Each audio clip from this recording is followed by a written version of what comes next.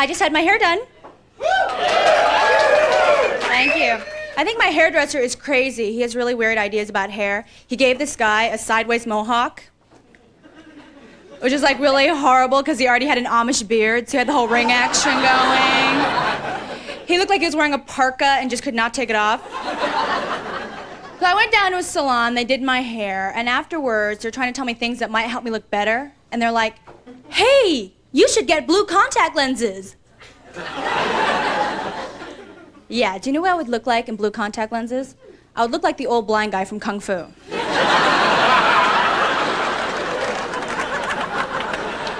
It's wonderful to be here. The only bad thing about living in California is my family lives in California.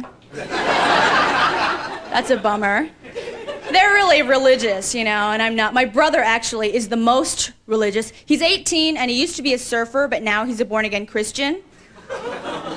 And he's constantly trying to convert me. It's so weird. He comes up to me and he says, Margaret, have you accepted Jesus Christ as your personal savior?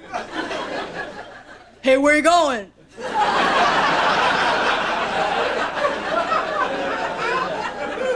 Bitch.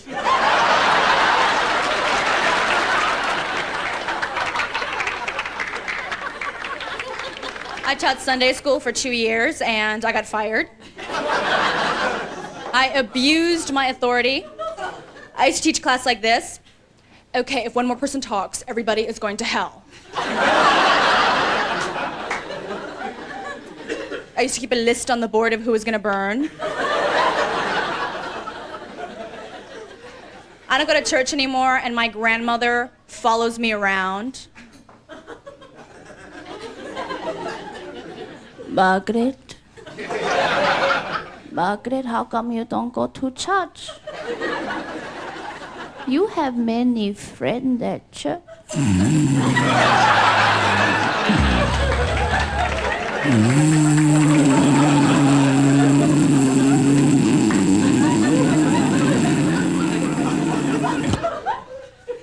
Bingo.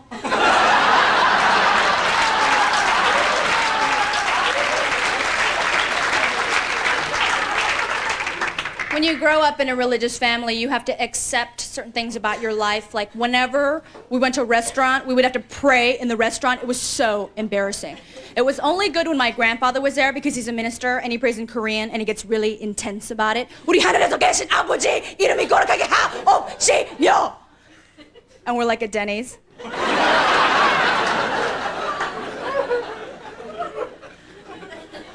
I understand why my family's so religious, though. And I know it's because they lived in Korea in the 50s. They lived through wars, lived really hard lives, and it's affected them, which is why we got kicked out of the Sizzler.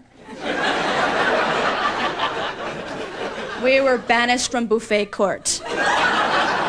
My mother couldn't finish her salad, so she takes her plate back to the salad bar and starts dumping it back into the container. Oh, I don't like to waste it. They have our photo on file. I feel sorry for my mother because I wasn't the easiest child to raise. I had a lot of problems. I had a lot of identity problems. For a really long time, I thought that I was Jewish. I actually made all my friends call me Naomi. I was like the Orienta.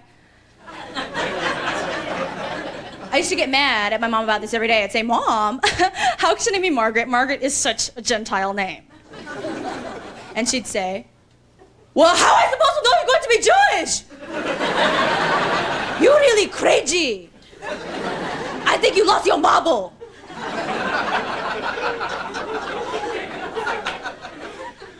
When I was growing up, we had a station wagon that had a seat that flipped up and looked out the back window. You know, the carbon monoxide seat.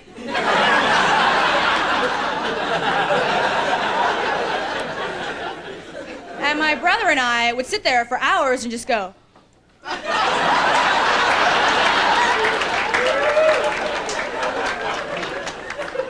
My mom was totally clueless. Mom means we're number one. Oh, okay.